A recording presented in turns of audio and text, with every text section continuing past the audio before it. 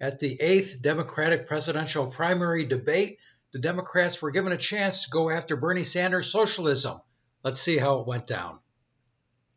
Trump. Before I move on to Mayor Buttigieg, let me just ask, is anyone else on the stage concerned about having a Democratic socialist at the top of the Democratic ticket? I'm not. Senator Klobuchar? So is anybody concerned about having a Democrat at the top being a Democratic socialist? Andrew Yang should have had his hand up. He should have had his hand up. Amy Klobuchar noticed nobody had their hand up, and this was a chance for her to take some of that debate time, state her case, and she didn't even address the question. She didn't go after Bernie Sanders' socialism. She just talked about how she can reach out to a broad range of people to bring in a large coalition. She was followed by Tom Steyer, and then Andrew Yang got a chance to talk, but didn't go after Bernie. Just talked about kind of a pre-prepared speech about human-centered capitalism once that he gave before. Now, this was a big opportunity that Andrew Yang missed. This is the 8th debate. Andrew Yang should be coming in locked and loaded.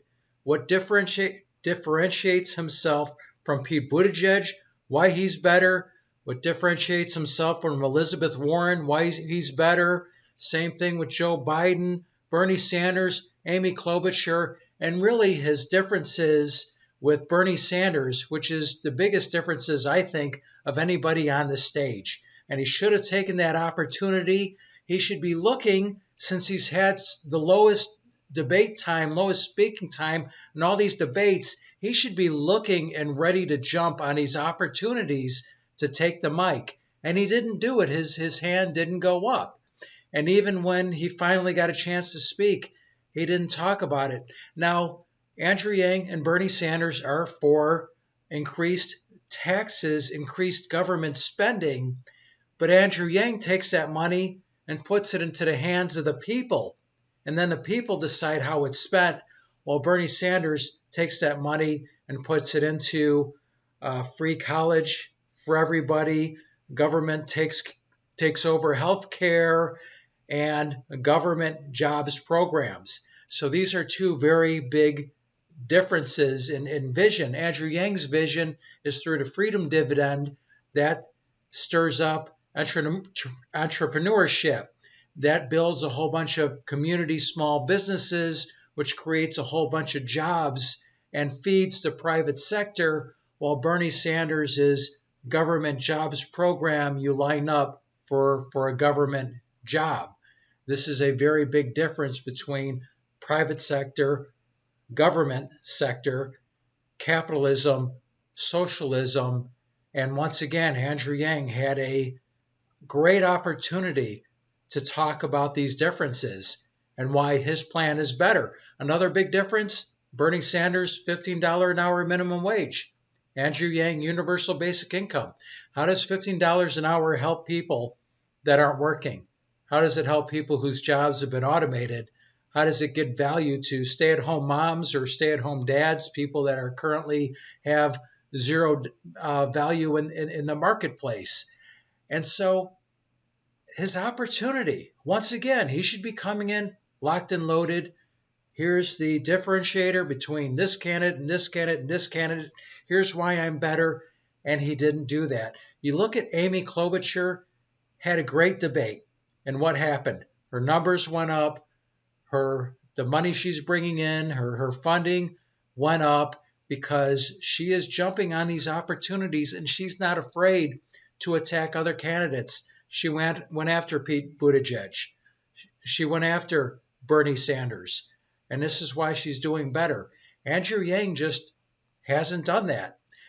Apparently in his college, he was part of this debate team that won some kind of international thing.